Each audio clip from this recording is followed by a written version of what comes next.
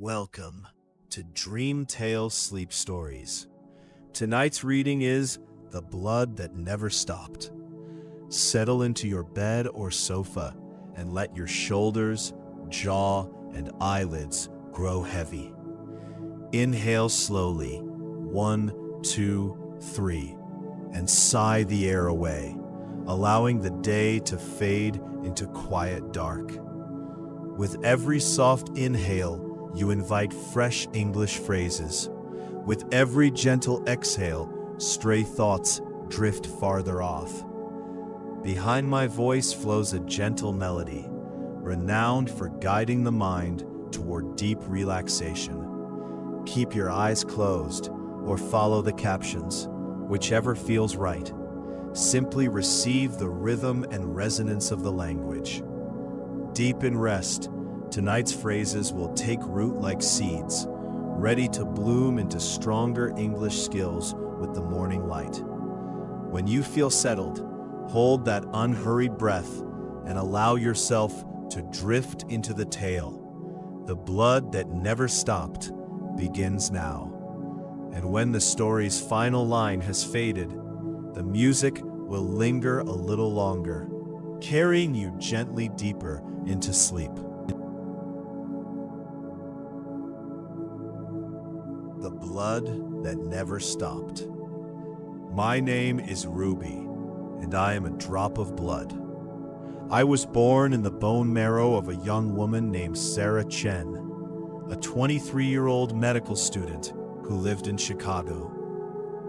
From the moment I came into existence, I knew my purpose: to carry oxygen to every corner of Sarah's body, to keep her alive, to be part of something much larger than myself. Sarah's body was my first home, and what a magnificent home it was. I traveled through her veins and arteries, visiting her brain while she studied late into the night, rushing to her muscles when she jogged along Lake Michigan every morning, warming her fingers when she held her coffee cup on cold winter days. I was there when her heart beat faster during exams, when her face flushed with excitement at her first successful diagnosis of a patient, when tears filled her eyes as she watched her grandmother slowly fade away in a hospital bed. That grandmother's death changed everything. Sarah had always wanted to be a doctor, but watching someone she loved slip away despite the best medical care made her realize something important. Medicine was not just about knowledge and skill. It was about giving. It was about sacrifice. It was about understanding that every life is connected to every other life in ways we cannot always see. One Saturday morning in March, Sarah made a decision that would change my existence forever. She walked into a blood donation center on Michigan Avenue, a bright, clean place where volunteers smiled and offered cookies and juice. Sarah sat in a comfortable chair, extended her arm, and allowed a nurse to insert a needle into her vein. I felt the pull immediately, a sensation unlike anything I had experienced before. Why is she doing this? I wondered as I flowed through the plastic tube into a clear bag that hung beside the chair. Around me, thousands of my fellow blood cells were asking the same question. We had served Sarah faithfully. We had kept her strong and healthy. Now we were being taken away from the only home we had ever known. An older red blood cell named Atlas, who had been circulating through Sarah's body for nearly 4 months, tried to calm our fears. She's giving us away because someone else needs us more than she does right now, Atlas explained. This is what humans call sacrifice. This is what they call compassion. I did not understand. How could anyone need us more than Sarah did? We were part of her. We belonged to her. But as the donation process continued, I began to sense something in Sarah's thoughts and feelings. A deep satisfaction, a quiet joy that was different from anything I had felt before. She was not sad to lose us. She was proud. She was happy. She believed that this temporary loss would become someone else's permanent gain. When the bag was full and the nurse removed the needle from Sarah's arm, I found myself in a strange new world. The bag was placed in a refrigerator, surrounded by dozens of other bags, each containing blood from different donors. I could no longer feel Sarah's heartbeat. I could no longer sense her emotions or share her experiences. I was alone, waiting in the cold darkness, wondering what would happen next. 3 days passed in that refrigerator. Time moved differently when you were separated from a living body. There was no heartbeat to mark the seconds, no breath to measure the minutes. Just cold stillness and the quiet company of other blood cells who were equally confused about their fate. Then, suddenly, movement. Our bag was lifted by gloved hands and carried to a laboratory. I watched through the clear plastic as technicians in white coats performed tests on samples of our blood. They were checking our type, our quality, our safety.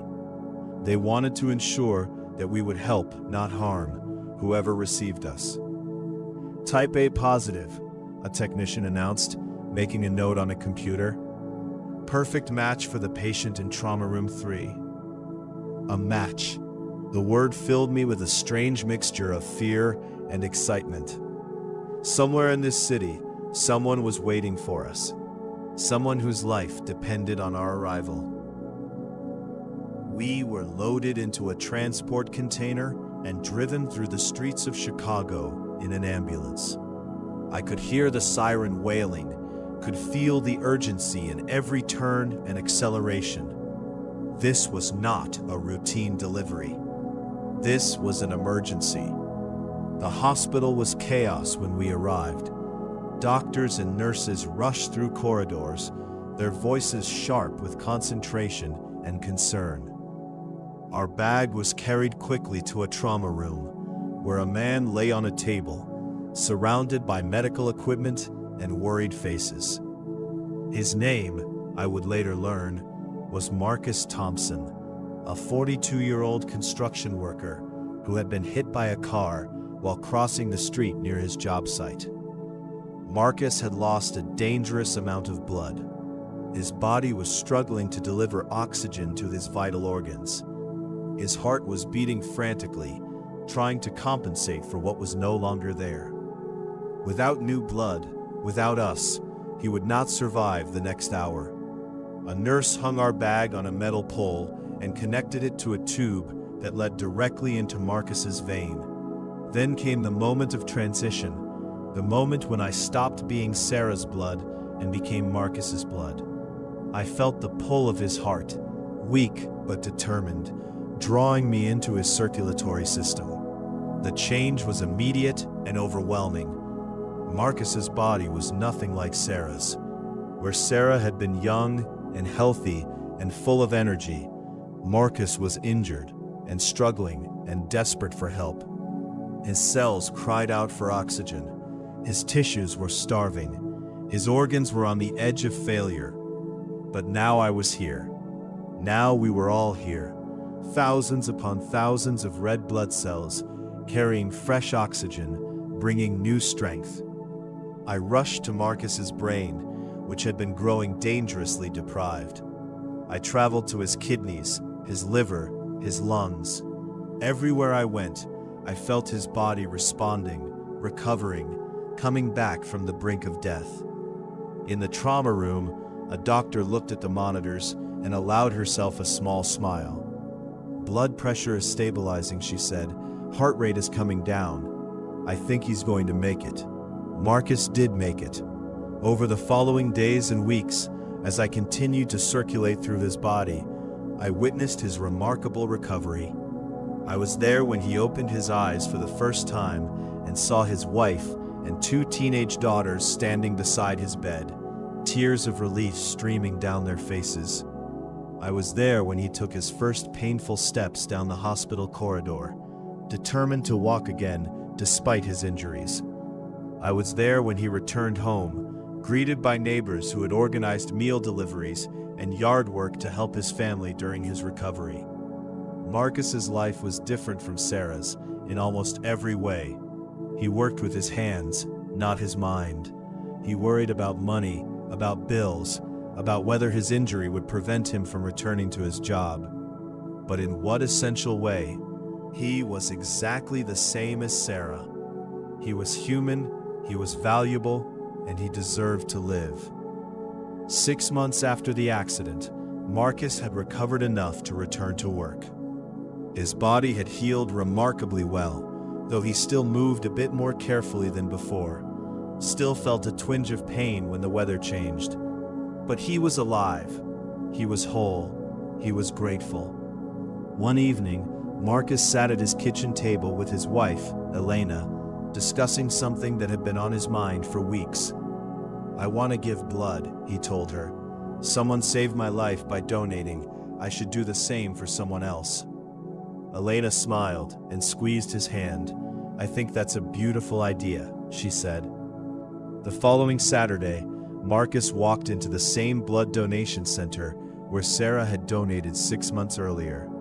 He sat in the same type of comfortable chair, extended his arm, and allowed the same type of needle to enter his vein.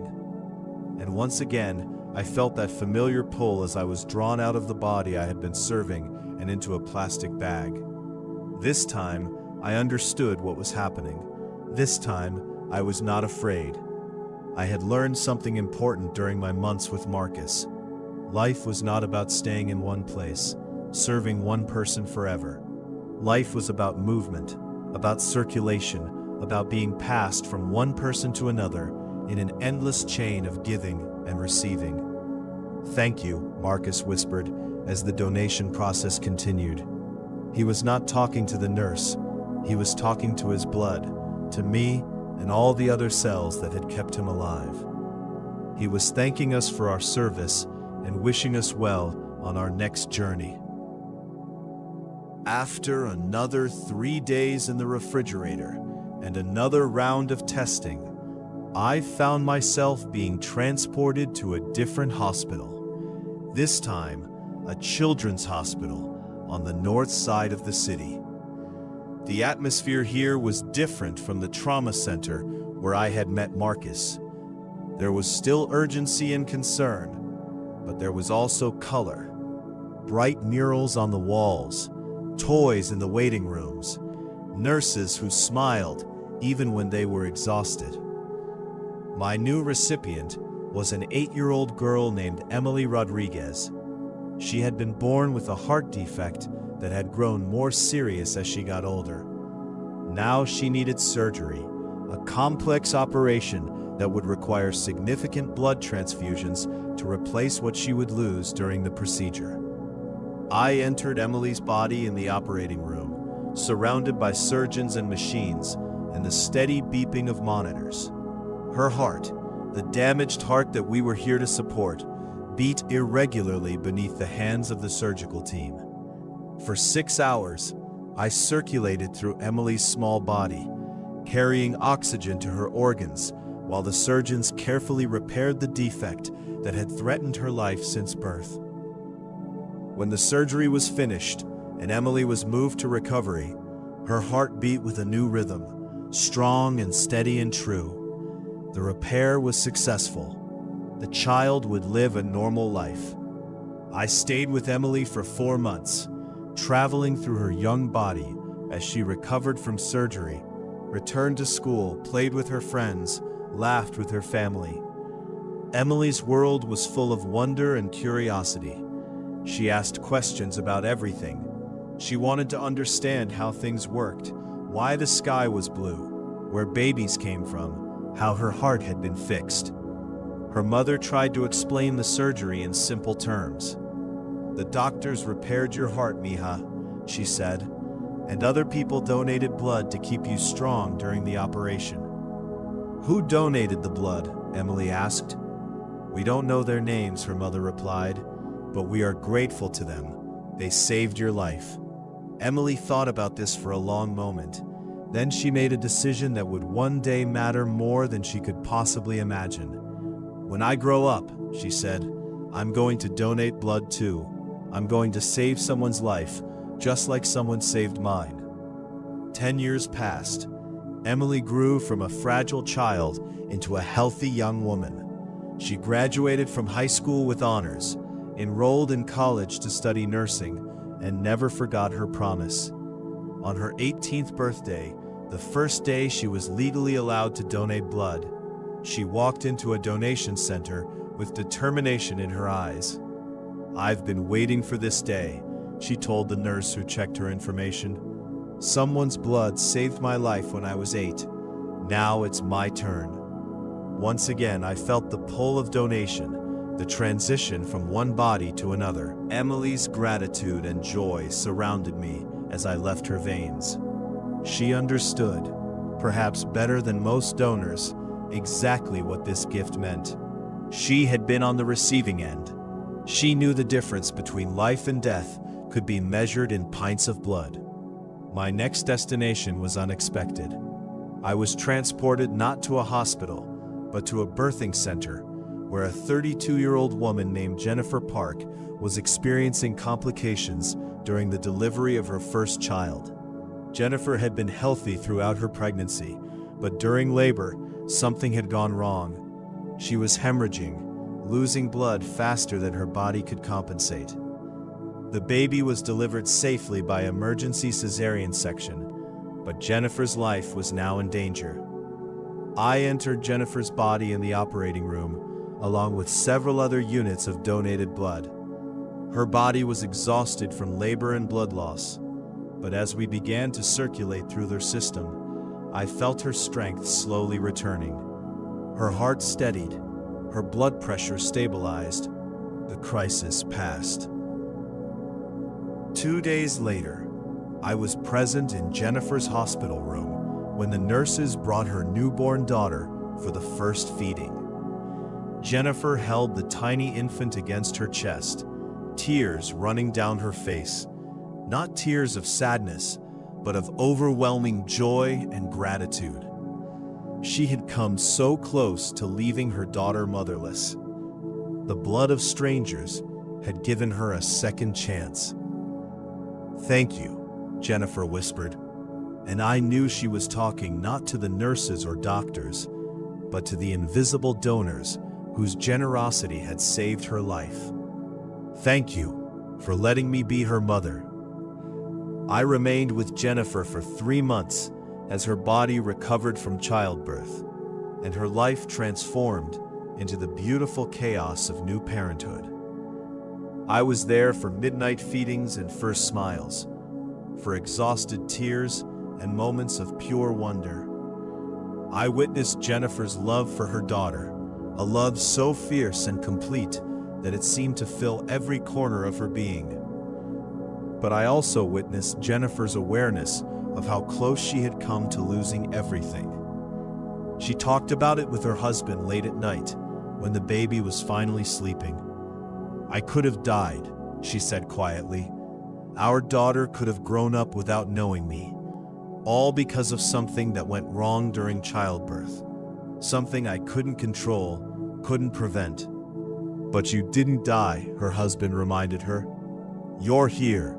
You're healthy. We're a family."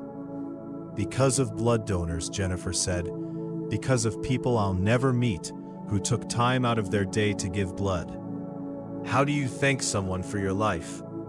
Her husband considered this. "Maybe you don't thank them directly," he said. "Maybe you pay it forward. Maybe you donate blood yourself when you're able to. Maybe you tell other people how important it is." Jennifer nodded slowly. "I will," she promised.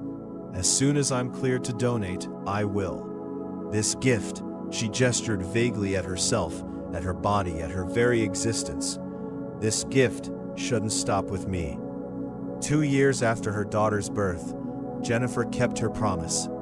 She returned to the blood donation center, passed all the health screenings, and donated blood for the first time. As I left her body, I carried with me the memory of her gratitude, her determination to pass forward the gift she had received. By this point in my existence, I had been circulating through human bodies for nearly 13 years. I had traveled through the veins of a medical student, a construction worker, a child with a heart defect, and a new mother. I had witnessed births and near deaths, recoveries and transformations. I had learned that blood was more than just cells and plasma. It was connection, it was continuity, it was the physical manifestation of human compassion. After Jennifer's donation, I spent another 3 days in refrigerated storage, then was transported to yet another hospital. But something was different this time. As I was being prepared for transfusion, I sensed something familiar in the air, a presence I had not felt in more than a decade. The patient who would receive me was a 7-year-old boy named Alex Chen. He had been diagnosed with leukemia and was undergoing chemotherapy treatment that required regular blood transfusions to replace the healthy cells that the cancer drugs destroyed, along with the cancer itself. Alex Chen. The surname rang through me like a bell. Could it be? After all these years, after all these bodies, was I returning to the family where my journey had begun? As I entered Alex's body, the truth became clear. I could sense it in his genetic markers, in the fundamental makeup of his cells. Alex was Sarah's grandson. Sarah, the medical student who had donated me 13 years ago, was now Dr. Sarah Chen, a pediatric oncologist working at this very hospital. And the frightened boy fighting cancer in room 412 was her son's child. Sarah herself was not permitted to treat her own grandson. Hospital policy prevented doctors from treating family members. But she was there every day, supporting her son and daughter-in-law, reading to Alex, explaining his treatment in terms he could understand, offering the kind of comfort that only a grandmother who was also a doctor could provide. I remained with Alex through 6 months of treatment. 6 months of ups and downs, good days and bad days, hope and fear. I was there when the chemotherapy made him sick, when he lost his hair, when he was too tired to play with the toys his parents brought to cheer him up. But I was also there when his test results began to improve, when the cancer started to retreat, when the doctors cautiously began to use the word remission. One afternoon, as Alex was sleeping, Sarah sat beside his bed and held his small hand in hers. Her son, Alex's father, sat on the other side, exhausted from weeks of stress and worry. "When I was your age," Sarah said quietly to her son, "I donated blood for the first time. I was a medical student, and I thought I understood what it meant to save lives. But I didn't. Not really. I knew it intellectually, but I didn't understand it here." She touched her heart. Her son looked at her with tired eyes. "And now I know that the blood I gave all those years ago went to someone who needed it," Sarah said. Maybe many people over the years, being passed from donor to recipient, keeping people alive. And some of that blood might have come back to help my own grandson. We're all connected, you see. Every donation, every gift, ripples outward in ways we cannot predict or trace. But the connection is real. She paused, watching Alex breathe steadily in his sleep. The blood that's keeping Alex strong right now came from donors, people who took time out of their lives to help a child they would never meet. And maybe, somewhere in the chain of donations that led to this moment, there's a drop that I gave years ago, that traveled through other people, that finally found its way home. She was right, of course. I was that drop. I had traveled an impossible circle, from Sarah to Marcus, to Emily, to Jennifer, and finally to Sarah's own grandson. The chain of giving had brought me home. Alex's treatment continued for another 6 months, and I remained with him through all of it. I witnessed his small victories, days when he felt well enough to play video games with his father, mornings when he ate breakfast without feeling sick, afternoons when he laughed at something on television. I also witnessed his struggles, nights when fear kept him awake, treatments that left him weak and miserable, moments when he asked his parents why this had happened to him. But gradually, steadily, the cancer retreated. The chemotherapy was working. Alex's own bone marrow began producing healthy blood cells again, slowly replacing the transfused blood that had kept him alive during treatment. I felt my time in his body coming to an end, felt myself being naturally recycled as new cells took over my duties. This was the way of blood, constant renewal, constant replacement, constant change. I had served my purpose in Alex's body, and now it was time for his own blood to take over. On the day Alex was declared to be in remission, the hospital room filled with family. Sarah was there, of course, along with Alex's parents, his younger sister, aunts and uncles and cousins who had been praying for his recovery. There were tears and hugs and laughter and an enormous sense of relief that the ordeal was finally over. Sarah knelt beside Alex's bed and looked into his eyes. "You were very brave," she told him. "I was scared," Alex admitted. "Brave people are always scared," Sarah said. "Being brave doesn't mean you're not afraid. It means you face your fear and keep going anyway." Alex considered this. Then he asked a question that had been on his mind for weeks. "Grandma, where did the blood come from? The blood they gave me during treatment." Sarah smiled.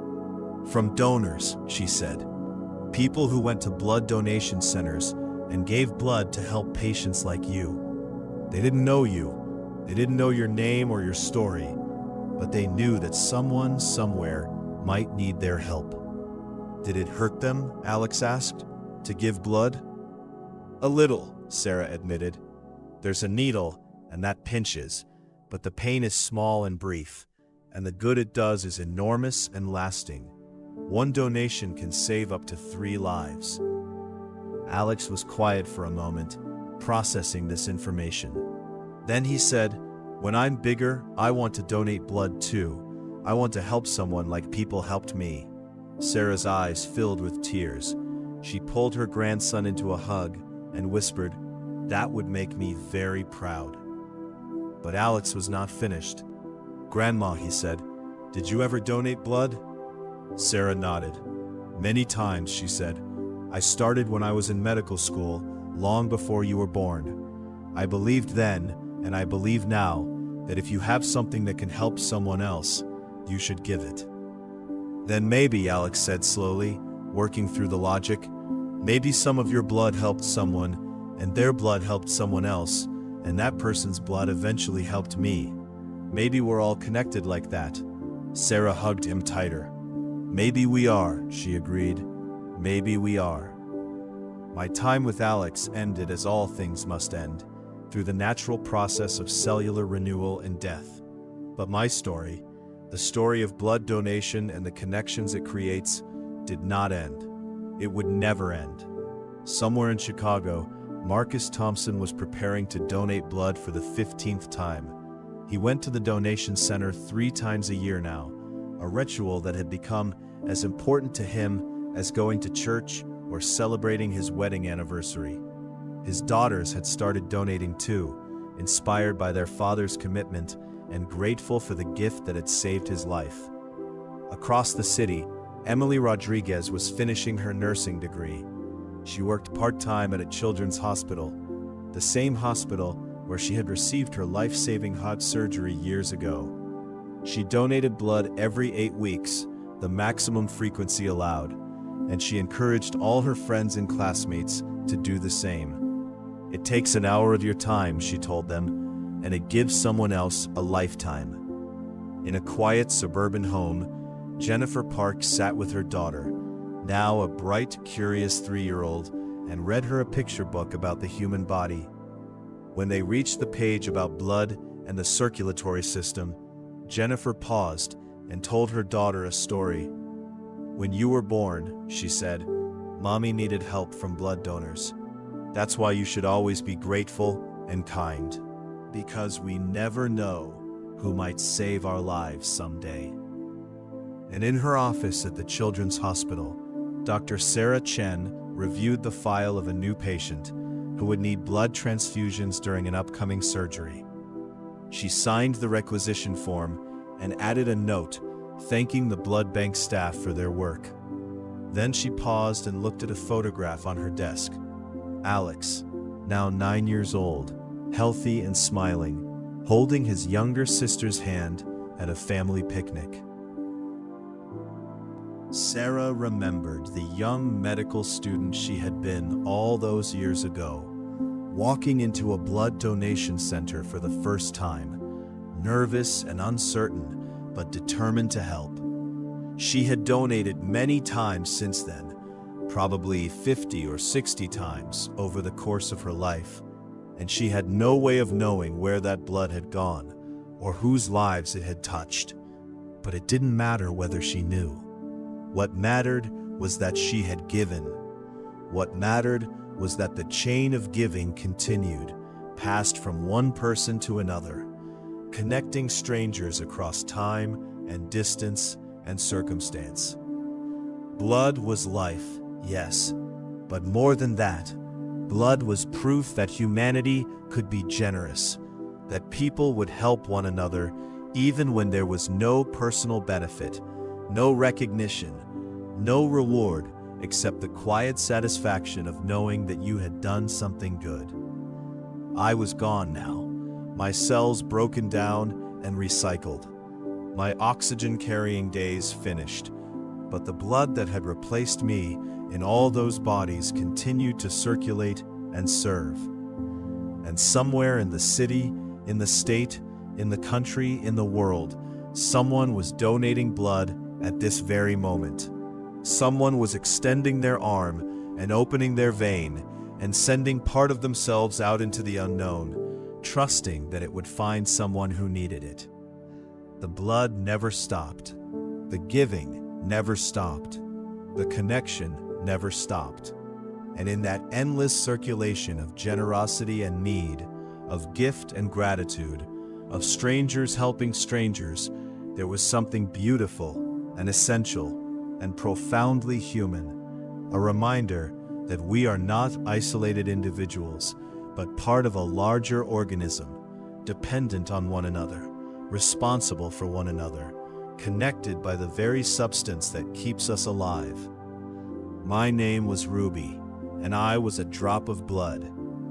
I traveled through 5 bodies over 13 years, and in that journey, I learned the most important truth of all. A single drop can make a difference. A single gift can save a life. A single act of kindness can ripple outward forever, touching people and places you will never see, creating connections you will never fully understand, but that are real and powerful and necessary nonetheless. The blood that never stopped was not just my blood, it was everyone's blood. It was humanity's blood, flowing from heart to heart, from generation to generation, carrying not just oxygen, but hope and compassion, and the unspoken promise that we will take care of one another, even when, especially when, we do not know each other's names. That promise, like blood itself, never stops circulating, and as long as it continues, life continues, and there is always reason for hope.